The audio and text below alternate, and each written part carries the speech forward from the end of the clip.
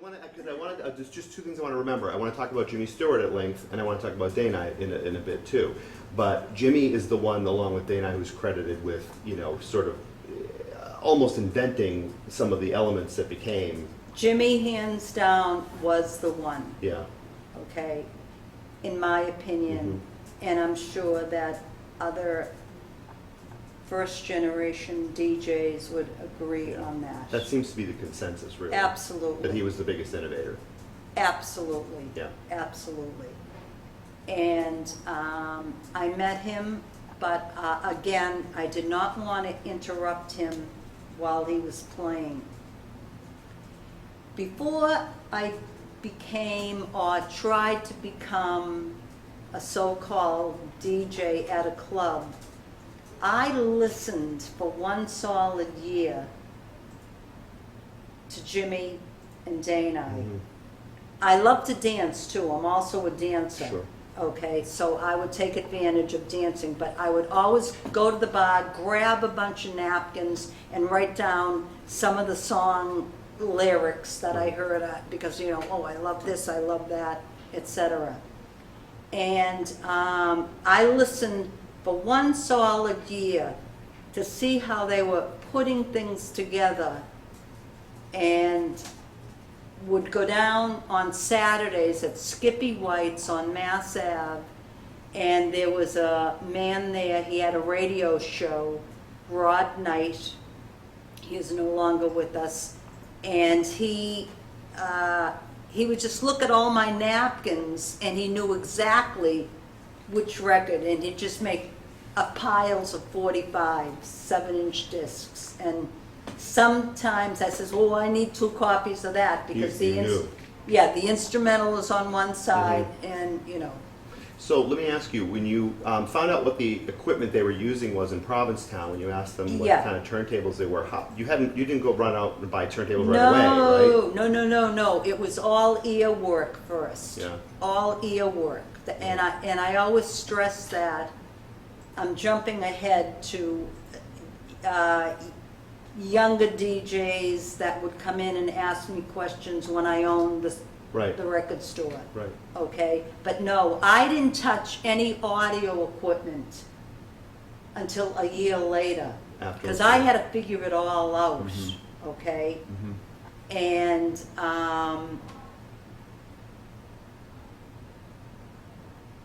it's the oxygen that's not going to my brain. I'll explain that later. Okay, so finally I had my 45s, etc. I went to this place in Watertown, and I said, "Gee, I need turntables that can go back and forth." And he says, "Oh, that's what the radio DJs use, yeah." And he says, "Yeah, we have those. We have those in Pioneer and so forth and so on." So I got a couple of those, and then I said, "Well, there's something that I need that's called a mixer." And he wasn't too sure what I meant, and I was describing it to him, and I was describing the procedure in which you needed a mixer, okay, to bring one song into another to make it continuous. And the first mixer I got was actually a fader. It had one knob, which you would, just bring one song from one turntable. Yeah, okay. I had to make do with what was out there. Right. Okay. And jumping ahead a little bit, the first generation of DJs actually were the people that influenced the audio equipment people into what we needed to pursue this career. This has come up a few times now, that the DJs were the ones who We said, we need this equipment. Absolutely, because we can't work otherwise. Right. Okay, and I got the equipment home, and practice, and then got after the 12, one night there was a new club that was opening on Commonwealth Ave called the Land of Oz. And we checked it out, a group of us checked it out. It was busy, it was mobbed. And I met the DJ coming out of the booth because there was another DJ going in. And, I said, excuse me, I said, do you need anybody to play, a shift? And he says, well, are you experienced? The Jimi Hendrix, am I experienced? Yeah. I says, well, I says, to be honest with you, I says, I know what I'm doing, but I don't think I'm as good as you. But I'd like, if you have time and you're interested, would you give me a chance? And his name was Ricky Merriweather, and his second DJ was Tony Porter, the infamous Tony Porter. Can I who tell you, love dearly. I just saw him last week for the first time in ages at the thing that Stephen Burke did in Randolph. And he looks the same. And he right? looks very much the same. And he's here for the summer, so he's going to come talk to us very soon. Great. Yeah, so Anthony Porter, okay. Okay, all right. And you know his nickname, Precious? He's got that and Miss Porter, right? He gets Well, called Miss Porter a lot too. Well, Yeah. when the 90s came around, he went to Miss Porter. Miss Porter, okay. So Tony and Ricky were the two people that you Right. met there at the Land of Right. Oz. Is the name Yes. of the bar. And it was a small DJ booth, and it had Sparta turntables, which I guess the club owner bought from a radio station. And the torque on it was incredible. I mean, you'd hold it right where you wanted it, and boom, it just went just when you wanted it. Yeah. Now, Ricky Merriweather, what I learned from him, as I did with Jimmy Stewart and Deejay, were the long extended mixes that would go for maybe 12, 24, even 32 measures, okay? But it took time because the 12 inches had to come out first, Right. okay? Tony Porter, or Miss Porter, excuse me, forgive me, Miss Porter. I have never, ever seen the fastest pair of hands in my life. Really? He has the fastest fingers I have seen ever. He taught me the quick cuts, Yeah. okay?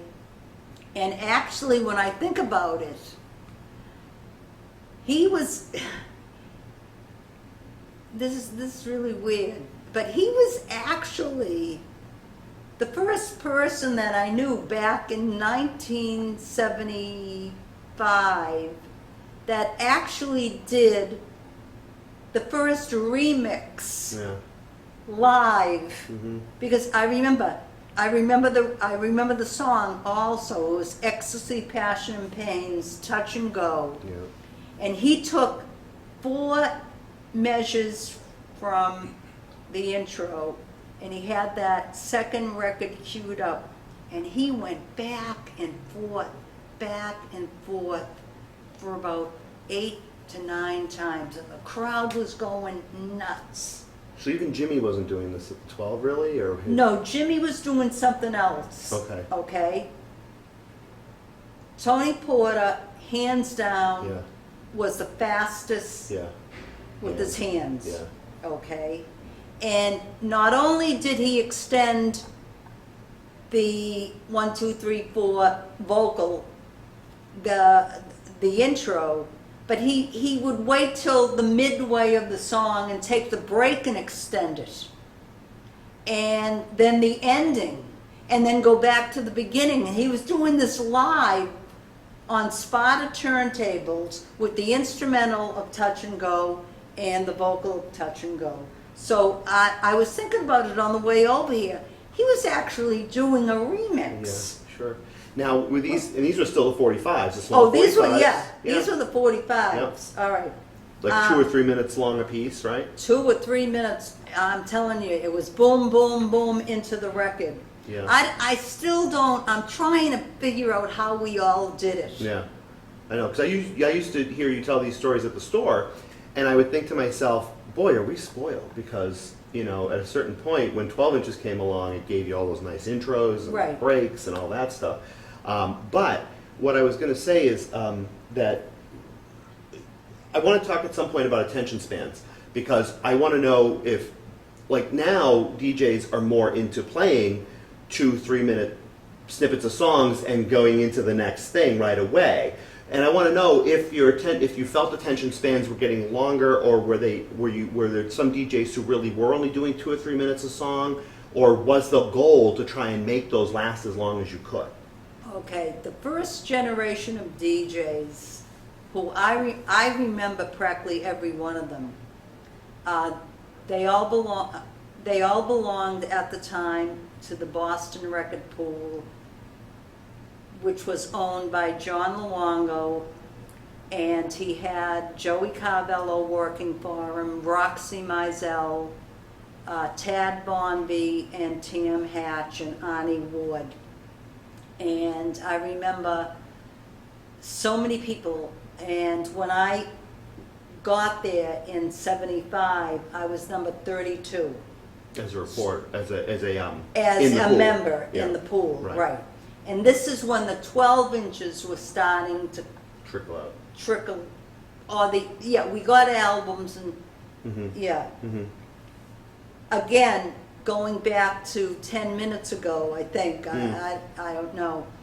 But again, the first generation of DJs were the ones who went to the record labels or in person or by phone and insisted that they had to make something other than an album cut or a 45 single. Mm. We needed longer intros, we needed a break, we needed longer music. So again, that first generation, we got the audio equipment to listen to us, and we got the record companies listening to us. Yeah. And this was all before Saturday Night Fever. Sure. And this was happening at the same time in New York, do you think? I mean, Boston Oh, and New York around the same time? This absolutely. push was happening. Yeah, absolutely, because New York, you know, was known as the music capital of the world. Right. All the record labels were down there. Yeah. Amtrak only cost $20. So did you go to New York a lot too? Oh, did I ever? Yeah. Yeah, did I ever? Go out dancing, listen to DJs. Yes. And a lot of them, this is before the Saint. Was it before the Paradise Garage? I'm not sure. But straight gay clubs, I think most of the DJs quick cut more than we did in Boston, Yes. because Jimmy was giving us the reason to do the long extended mixes. And maybe that's why he got hired at 12 West, because it was a completely different program. From what anybody else was doing. Right. But you asked me a question 5 minutes ago about Attention span? attention span. Absolutely, I can vouch for everybody from the DJs. When I say the first generation of DJs from let's say 1971 to the end of 1979, we played the entire song. Reason being is that artist took the time and made that song, and why should we deprive them, her, him, or a band any kind of discourtesy by just playing, 30 seconds of it? We were talking about when the extended mixes started coming out, you wanted to play the whole thing. Oh, yeah. Yeah. But, it seemed that a lot of us always had 2 copies of everything. Yeah. So we could do more things. Like Sure. Getting back to Jimmy Stewart, Jimmy Stewart used to do what, I don't know, I named, to myself. I didn't name it for, the DJs. But maybe I heard other people saying he used to do triads which he would take a song, song number one, and play like 4 to 5 minutes of it. And song number two, he would come in with and give you about 2 minutes of that, and then go back to song number one, a different part of the song. And I don't know how the word triad came up, Right. but Because it's almost in 3 parts, basically. it's on, yeah. Yeah. But I mean, he only had the 2 songs, Sure. but it acted like a triangle. And one of Francois Kevorkian in New York City, great DJ, great remixer. He did that with the Denise LaSalle, Freedom to Express Yourself. He did her singing, and then he went into this extensive percussion by the Spaghetti Heads. I forget the name of the song, and then went right back into Denise LaSalle. It was incredible.